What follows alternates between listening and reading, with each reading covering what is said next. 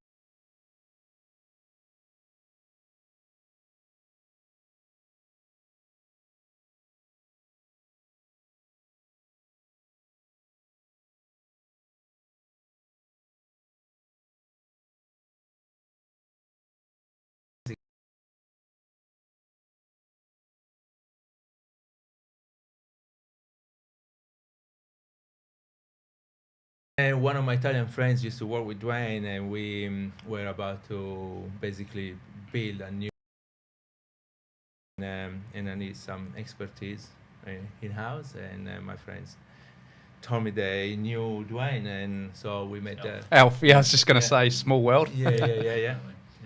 Yeah, so and since then now we're stuck together. So it's been like 3.5 years now. Yeah, so I initially came on for like a 3-month contract, Yeah. I think, or 6 months, and it all kind of just worked out pretty well. Yeah. We got on really well, and Yeah, it was too expensive. you so couldn't I get had rid of me. to tried to find a solution to keep him. Unfiltered's quite a cool platform, right? Cool brand that Jake's built, and a lot of video delivery and content delivery through that as well. So it's not your regular website. Yeah, no, it's definitely like it's been like quite challenging and really good fun to work with, and we have been with Unfiltered since day one. Used to work with Jake even before Unfiltered, and the last few years changed quite a lot, and it's definitely like a different type of website. So I don't know, probably Dwayne can explain a little bit better about technology of this website because I have no idea, but it was really good fun to work with, and obviously now we keep working with them constantly. So tell me a bit about yourselves and what you do at NeroMotion. Well, I'm CTO. I look after the technical side of the business. I run the dev team, and try to make what Ali designs. Everything that goes behind it, and Yeah, I'm basically the front man of a band. The lead singer of Yeah, NeroMotion. the lead singer, where I basically do some cool design that takes me like no long time, and then everyone will remember me, but the hardcore part and the difficult part will be done by Dwayne, the rest of the dev team. But as a lead singer, everyone will remember me and not the dev part. So would you consider Dwayne like a lead guitarist, rhythm guitarist, part of the bass? I guess like the songwriters and the bass guitar guy, the people that no one ever knows. But Wow. it's actually the core of the actual band. Without them, I'm we here. wouldn't do I'm it. here. I would have thought you would have at least put me on lead guitar. So on that note, tell me, who is your favourite band and why is it Soilwork? Yeah, I would say that probably my favorite band is Dillinger Escape Plan. Cool. So it's a bit different than a pop band. It used to be. A pop band like Soilwork. Yeah, exactly.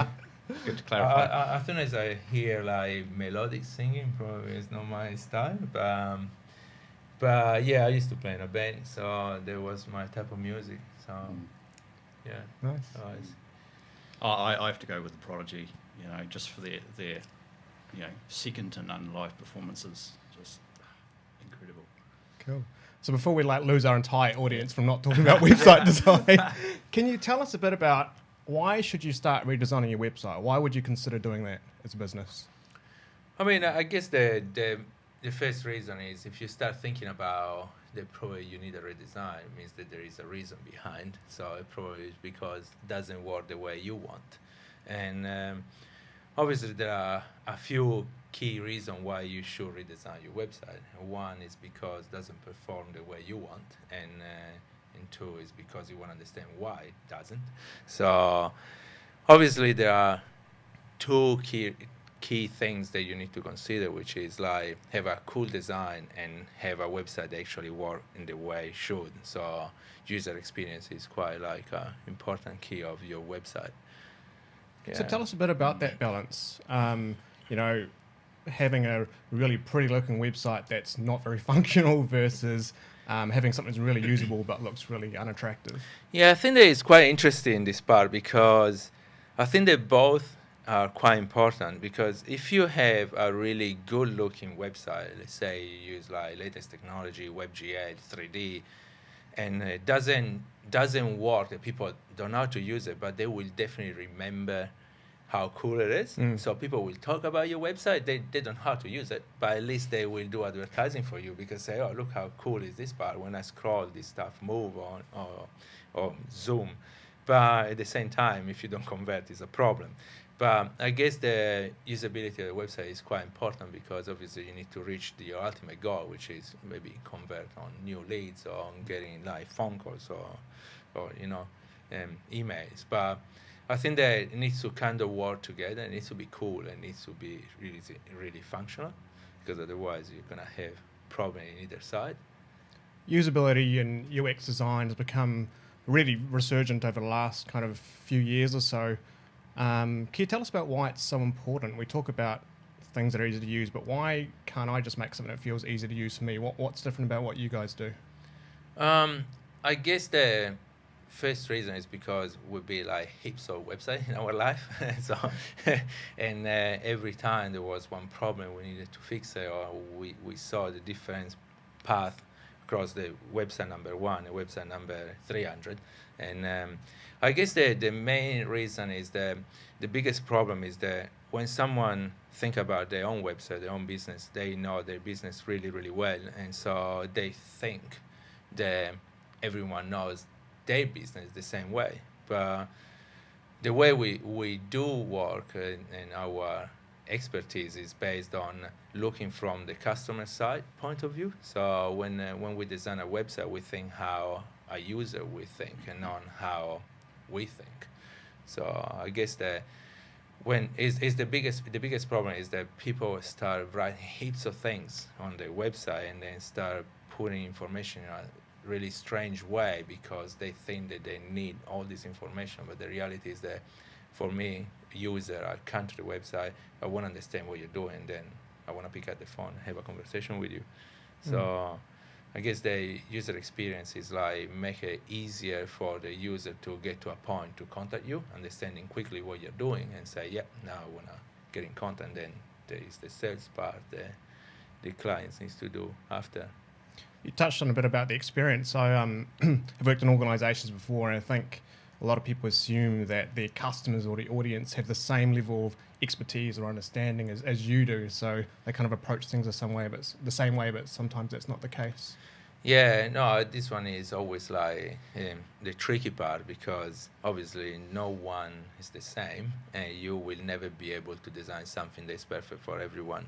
So you need to obviously decide what's the best target market for your business and try to design and build something that can cover the sector, because you will never find like something that will work for every single person in the market. So you mentioned you as a user go look at a website and then you'd pick up the phone and ask some questions. Your opinion, does that mean we've seen the rise and the fall of the chatbots, the AI chatbots, and all these sort of things that kind of 2 years ago everybody tick in a box, we have a project around a AI-driven chatbot? Yeah, I think that like chatbot are pretty cool, and I have to say that, not to do any advertising, but I remember looking for something about Coro Lounge for New Zealand, and I remember using Oscar, I think. Yeah.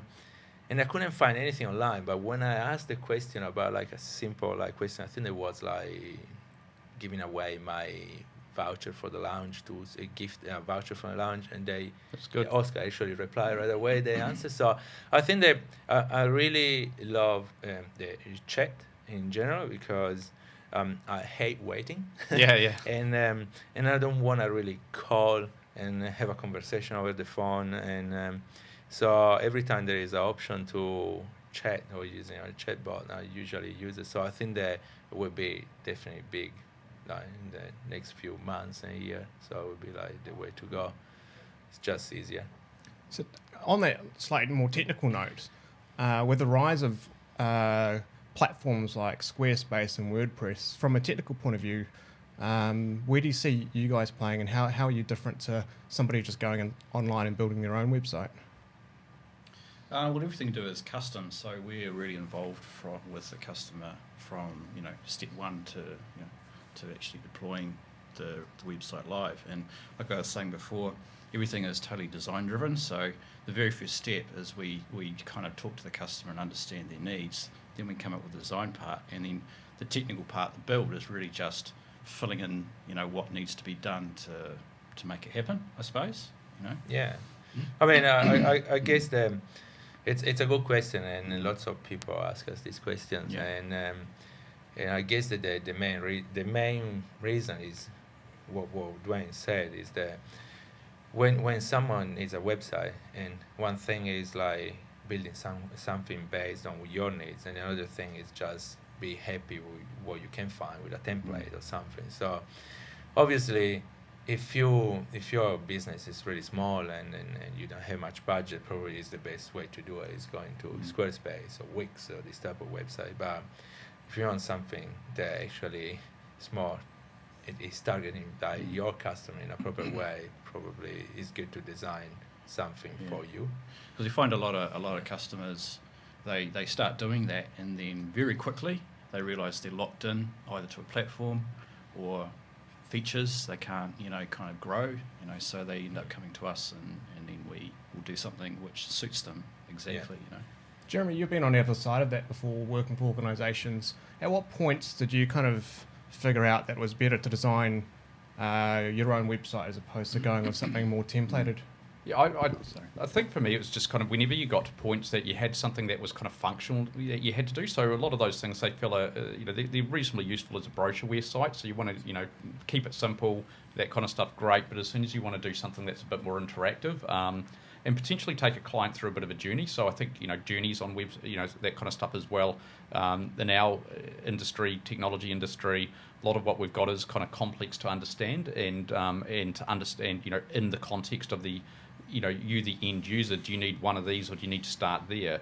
A lot of that kind of stuff you can't really, it's a lot harder to achieve with those very flat, off-the-shelf brochureware things. They can be fantastic to get started, but I think you hit that point if you're thinking about a customer journey and that customer experience and how you may want to position what you're doing in different ways, that's where you hit the wall a bit. Cool. So can you tell me a bit about what should you expect out of a good website design? What's the advantage of investing in this space as a business? So I guess that what you need to expect is obviously a clean design, easy to use, and fast. What's clean design? Or what's dirty design, if there's clean design? I can send you some examples. Please don't. But I guess try to. We are a really big fan of put really a minimum amount of words inside our website instead of having pages and pages like Wikipedia.